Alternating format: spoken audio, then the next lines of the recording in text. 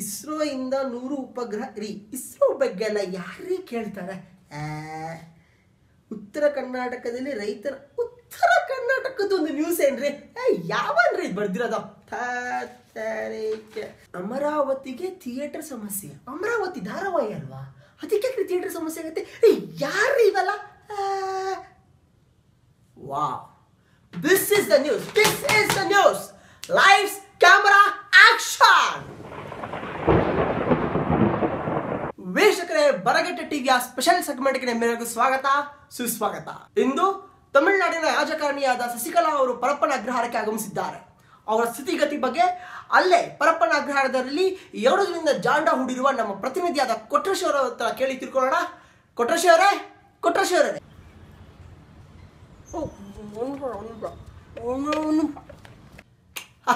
ನಿಧಾನಕ್ಕಾಗಲಿ ಪಪ್ಪ, 2 ದಿನದಿಂದ ಅಲ್ಲೇ ಇದ್ದೀರಾ? ನಮಸ್ಕಾರ ರಮೇಶ್ವರೇ, ಹೇಳಿ. ಕೊಟ್ರೇಶ್ ಅವರೇ, ಅಲ್ಲಿನ ಪರಿಸ್ಥಿತಿ ಹೇಗಿದೆ ನಮಗೆ ಸ್ವಲ್ಪ ವಿವರಿಸಿ ಹೇಳಿ. ರಮೇಶ್ ಅವರೇ, ನಾವು ಏನು ನಿನ್ನೆಯಿಂದ ಇಲ್ಲಿ ಪರಪ್ಪನ ಅಗ್ರಹಾರದಲ್ಲಿ ಟೆಂಟ್ ಹಾಕೊಂಡು ಅವರ ಆಗಮನಕ್ಕೆ ಕಾಯ್ತಾ ಇದ್ವಿ. ಅವರ ಆಗಮನ ಮಧ್ಯಾಹ್ನ 3 ಗಂಟೆಗೆ ಆಗಬೇಕಾಗಿತ್ತು. ಆದರೆ ಬೆಂಗಳೂರಿನ ಟ್ರಾಫಿಕ್ಗೆ ಸಿಲುಕಿಕೊಂಡ ಪರಿಣಾಮದಿಂದಾಗಿ ಅವರು ಇಲ್ಲಿ ಬರೋ ಹೊತ್ತಿಗೆ ರಾತ್ರಿ 10 ಗಂಟೆ ಆಗಿತ್ತು.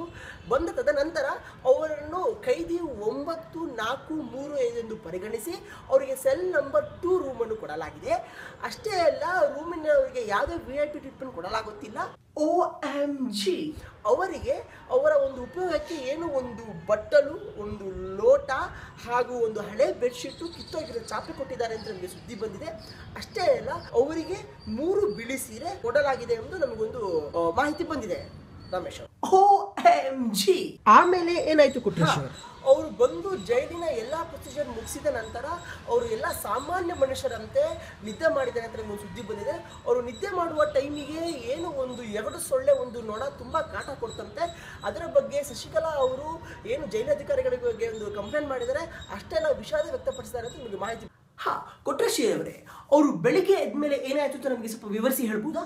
ಆಮೇಲೆ ಸರಿ ಸುಮಾರು 6 ಗಂಟೆ 13 ನಿಮಿಷಕ್ಕೆ ಅವರು ಎದ್ದುಬಿಟ್ಟು ಏನು ಸ್ನಾನ ಮಾಡೋಕ್ಕೆ ಹೊರಟಿದ್ದಾರೆ.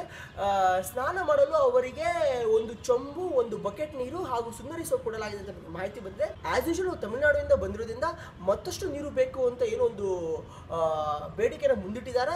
ಅದಕ್ಕೆ ಜೈಲಾಧಿಕಾರಿಗಳು ನಿರಾಕರಿಸಿದ್ದಾರೆ ಎಂದು ಏನು ನಮಗೆ ಒಂದು ಮಾಹಿತಿ ಬಂದಿದೆ ರಮೇಶ್. ಕೊಟ್ರೇಶ್ ಅವರೇ, ಬೆಳಿಗ್ಗೆ ಎದ್ದ ನಂತರ ಸ್ನಾನಕ್ಕೆ ಹೋಗಿದ್ದಾರೆ ಅನ್ನೋದನ್ನ ಎಲ್ಲ ನ್ಯೂಸ್ ಹೇಳ್ತಾ ಇದ್ದಾರೆ. ಆದರೆ ಇವೆರಡರ ಮಧ್ಯೆ ಏನೋ ಒಂದವ್ರು ಮಾಡಿರಲೇಬೇಕು ಅಲ್ವಾ? ಅದನ್ನು ನೀವು ಎಲ್ಲರೂ ಮಾಡಿರ್ತೀವಿ. ಸೊ ಬೆಳಿಗ್ಗೆ ಎದ್ದ ನಂತರ ಸ್ನಾನಕ್ಕೆ ಹೋಗುವ ಮುಂಚೆ ಅವರು ಏನು ಮಾಡಿದ್ರು ಅನ್ನೋದ್ರ ಬಗ್ಗೆ ನಿಮಗೆ ಮಾಹಿತಿ ಇದೆಯಾ? ಯಾಕಂದ್ರೆ ಇದು ಯಾವ ಚಾನಲ್ ಕೊಡಲ್ಲ, ನಮ್ಮ ಚಾನಲ್ ಮಾತ್ರ ಕೊಡುತ್ತೆ. ನಾವೆಲ್ಲ ಮಾಡ್ತೀವಿ. ಇದರ ಮಧ್ಯೆ ಅವರು ಹಲ್ಲುಜ್ಜಕ್ಕೆ ಏನು ಹೋಗಿದ್ದಾರೆ. ಹಲ್ಲುಜ್ಜುವ ಸಮಯದಲ್ಲಿ ಅವರಿಗೆ ಪತಾಂಜಲಿ ಟೂತ್ ಬ್ರಷ್ ಕೊಟ್ಟಿದ್ದಾರೆ ಅಂತ ನಮಗೊಂದು ಮಾಹಿತಿ ಬಂದಿದೆ. ನೋಡ್ದಲ್ಲ ವೀಕ್ಷಕರೇ, ಅವರು ಹಲ್ಲುಜ್ಜಕ್ಕೆ ಪತಾಂಜಲಿ ಟೂತ್ ಬ್ರಷ್ ಉಪಯೋಗಿಸಿದ್ರು ಅಂತ ಒಂದು ಎಕ್ಸ್ಕ್ಲೂಸಿವ್ ಮಾಹಿತಿ ನಮ್ಮ ಚಾನಲ್ನಲ್ಲಿ ಮಾತ್ರ. ಕೊಟ್ಟರೆ ನೀವು ಮುಂದುವರಿಸಿ. ಆಮೇಲೆ ಶಶಿಕಲಾ ಅವರು ಉಪಹಾರಕ್ಕೆ ಪುಳಿಯೋಗರೆ ಕೊಟ್ಟಿದ್ದಾರೆ ಅಂತ ನಮಗೆ ಸುದ್ದಿ ಬಂದಿದೆ. ಪುಳಿಯೋಗರೆ ತಿನ್ನುವ ಸಮಯದಲ್ಲಿ ಅವರು 2 ಶೇಂಗಾ ಬೀಜ ಇಷ್ಟ ಆಗದೆ ಪಕ್ಕಕ್ಕೆ ಇಟ್ಟಿದ್ದಾರೆ ಅಂತ ನಮಗೆ ಮಾಹಿತಿ ಕೂಡ ಬಂದಿದೆ ರಮೇಶ್. 2 ಶೇಂಗಾ ಬೀಜನ ತೆಗೆದಿಟ್ರಾ? ಐ ಥಿಂಕ್ ಅವ್ರಿಗೆ ಬೀಜ ಅಂದ್ರೆ ಆಗಲ್ಲ ಅನ್ಸುತ್ತೆ. ಇರಬಹುದು.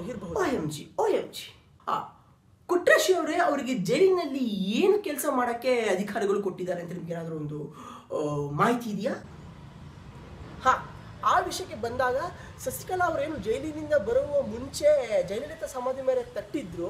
ಆ ತಟ್ಟಿದ ರೀತಿಯನ್ನು ನೋಡ್ಬಿಟ್ಟು ಜೈಲಾಧಿಕಾರಿಗಳು ಇವರಿಗೆ ರೊಟ್ಟಿ ತಟ್ಟುವ ಕೆಲಸ ತುಂಬ ಸೂಟ್ ಆಗತ್ತೆ ಅಂತ ಜೈಲಿನಲ್ಲಿ ರೊಟ್ಟಿ ತಟ್ಟುವ ಕೆಲಸವನ್ನು ಕೊಟ್ಟಿದ್ದಾರೆ. ಮೊದಲಿಗೆ ಅವರು ಚೆನ್ನಾಗಿ ರೊಟ್ಟಿ ತರ್ತಾ ಇರಲಿಲ್ಲ ಅಂತ. ಆಮೇಲೆ ಜೈಲಾಧಿಕಾರಿಗಳು ಆ ರೊಟ್ಟಿ ಹಿಟ್ಟನ್ನು ಪನ್ನೀರ್ ಸೆಲ್ವಂ ಎಂದು ಭಾವಿಸಿ ರೊಟ್ಟಿ ತಟ್ಟಿ ಅಂತ ಒಂದು ಸಲಹೆ ಕೊಟ್ಟಿದ್ದಾರೆ.